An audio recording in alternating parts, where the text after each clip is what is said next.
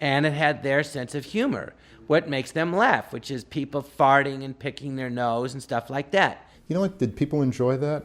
They had a great time? Great, that's what it's all about. That's Sullivan's Travels. You know, these critics, they never see Sullivan's Travels. They've seen it 1,000 times. It never resonates with them. You know what? Sometimes films can just be entertaining, and that's enough. There's true hostility coming out for a comedy. And it's like, you know, so you didn't like it. That's okay. But why the vitriol? Why the hostility, you know? I've never seen anyone universally, you tell me, stop me when I lie, that has gotten shit on more than you. Oh, absolutely. And also is the butt of a lot of jokes. Why? Why you? I don't know. I honestly don't know the answer to that, because I always think people come to my show and they're all laughing. And I do a 2-hour show, they all leave. Everybody that left, they had a great time. So I don't know where the negative comes from, unless it's people go, oh, they're just jealous. But I can't imagine just being jealousy, because there's also successful people, you know, that may want to rip on you for no apparent reason. I think a lot of people just jump on the bandwagon. All right, now let's talk about your movie for a minute. Okay. I'm gonna read you some stuff. Chairman of the board. It was in 1998. The film. This is what Film Threat said. The film stars the annoying Carrot Top. Not surprisingly, the movie is bad, very bad. This is as unfunny as it gets. The worst film of the 20th century. Oh, wow. Now hold on. That was written in 1998. So that means you have 98 years of film that you beat. Right. That this guy says that you're worse of. Yeah. He just isn't a fan. Okay, now here's what the New York Times said. That the film didn't have an atom of charm. The Onion compared you to a less sedate Ronald McDonald. You were nominated for a Razzie in 1999 as Worst New Star. Okay. Well, you're going to get the reviews were horrible. How does it make you feel? Here's the thing that people don't realize, that everybody has feelings. Everybody has an emotion that you strike at their chord. Just because we're comics and we're up there making fun of things, at the end of the day we come back. Yeah, it hurts a lot. It's the worst part about it is you're never going to please everybody, ever. And there's always going to be that one guy that fucking hates your guts, and there's nothing you can do about it. And what do you want to say to him? Come see the show. I bet I'll change your mind. Comedy and eroticism, you really can't argue. If there's a comedian that I hate, but everyone's laughing at him, then I've lost the argument, because he's performing his function.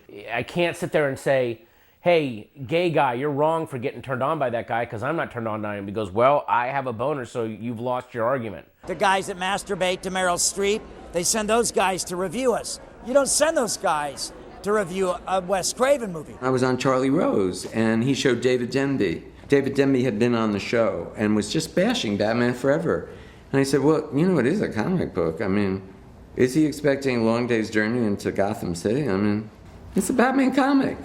If you're making Earthquake 7, you don't care when they say they give you 2 thumbs up, way, way up, or down at all, because you know what the kids are saying? I want to see those CGI effects. I want to hear that noise. Film critics operate necessarily in a world of absolutism. They have to. I mean, if they accepted that all film quality was relative, then their jobs would essentially be meaningless. Roger Ebert and a 7-year-old with Down syndrome both have an opinion. Roger Ebert to me is a legitimate critic, because he really goes to those 1 million movies a day and stuff, and he actually did make a movie. I have not seen Beyond the Valley of the Dolls, but let me tell you something, that sounds like a night of fun for me and 10 gay guys and a bowl of popcorn. I am Superwoman. Oh my God, no. You've been a broad all along, right, Barcel? Goddamn broad! Goddamn ugly broad, Barcel! No, Ronnie, no! A critic wrote, I don't know whether I want to set my hair on fire or put a bullet through my head after having watched Winkler's performance. And I called him up and I said, sir, you're reviewing celluloid. What are you talking about? That is the most violent thing I ever heard in my life. He was a very harsh critic for the New Yorker or the New something. And he said, as Princess Leia, that I was bovine, I believe the word was used. Sometimes they're just like blind attacks. Tell me, if you said about my performance, what's with the fucking English accent half the time? And you know what I mean? I got reviewed in USA Today, And I went to read the review, and I was excited to see what they had to say. And instead of reviewing the movie, the lady reviewing the movie just abandoned the movie and started reviewing my face and my body. She's like, this chinless geek with his lanky hillbilly body and jug head and elephant ears, like it was just like, I'm like, what the? Obviously I'm not her type. There was that one critic who actually said that Ron Jeremy has an ugly penis. And that kind of hurt. People have spent sometimes years and man hours and time and effort to put this thing to try to make it as best they can. And then this one person in just like, in 3 paragraphs, totally destroys you and says, you are worthless, you shouldn't even be alive, your family should be destroyed. I mean, it's like they get so vindictive. I do think critics have changed from when I first was aware of them. They seem to earlier have a sense of humility. I think like in so many places in society, there's just too much of their ego. Because they don't want to say, here this is. They want to go, here I am. Just like anybody else in show business. You say, here I am. And that's what a criticism is. First review that I remember getting with my band back in the day was, this is the worst band ever. And the funniest thing what turned my mind back then, like 20 years ago, is like I'd read it and go like, and they'd say the person's name and I'd go like, wow, that guy must be really cool and smart and hip and I'm a fucking jackass. And then I met the guy and I'm like, that fucking loser. You reviewed my movie Malibu's Most Wanted. I'm afraid so. It says, I'm getting dumber by the minute. My remaining brain cells have been mercilessly sucked away by the worthless vortex of Malibu's Most Wanted. I won't launch into yet another vituperative, that's even too smart. Vituperative screed about creative bankruptcy in the motion picture industry, you beautiful, beautiful words. Other than to the point out that such a scandalous, what was scandalous about the movie? Essentially that you took a 5-minute sketch idea from the Jamie Kennedy experiment and stretched it to feature length. And I kept wondering who really does find this funny? You slammed the movie beautifully. I suppose in that respect I did my job. Alright. Should sheer boredom or advanced state of masochism compel you to see the film, try this instead. Take 7 $1 bills and methodically shred them into pieces of equal size. You'll end up with an expensive bowl of green confetti and an infinitely more productive use of your time. Jesus, why do you hate me? I don't hate you. I hated your film. But it seems like you had to add a little extra bit of cocksuckery. When you're eviscerating a film, you do have to have eviscerating a film, so that's your job?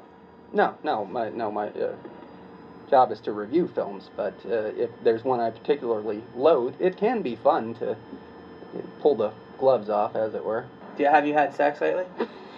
You did? Yeah, I do all right. Do you know what a slunky is? No. Slunky is when a girl's heard it here? She's grabbed the pole.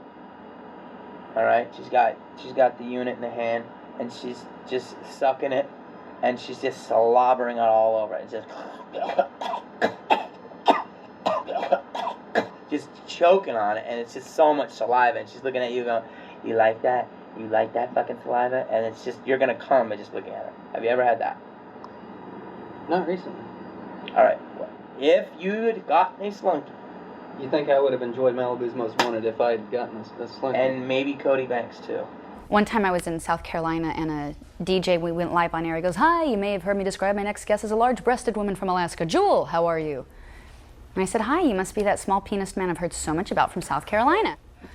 He took me off the air, kicked me out of the studio, and it got to where my label asked me to stop doing radio interviews because I just wouldn't lay down. It's that cocky, arrogant, shitty way of like writing reviews that like, this is not one man's opinion. This is the world's view on what you do, and it sucks. And everybody thinks it sucks. By the way, I'm a 55-year-old man who hates comedy. You tell people whether you like it or you don't, and it should be very straightforward, and you shouldn't be, making some sort of a snide remark about the performer or the director, because, to me, that's a cheap shot. And they don't really get a chance to get back at you. Never pay attention to what's in the paper. One is going to be edited. Two is written by a guy who has to force to get the thing in by 11 o'clock if it's going to make the late edition of the morning paper. Three, most of the time it's written from a guy who can only write and not play. Somewhere along the way, Jim, you ceased being Jim and you became Chris. Well, let me tell you a little secret. That, you know, we're sitting here right now, and if you guys want to take a station break, you can. But if you call me Chris Everett to my face one more time... I already did it twice. You call one more time, we better take a station break. Chris?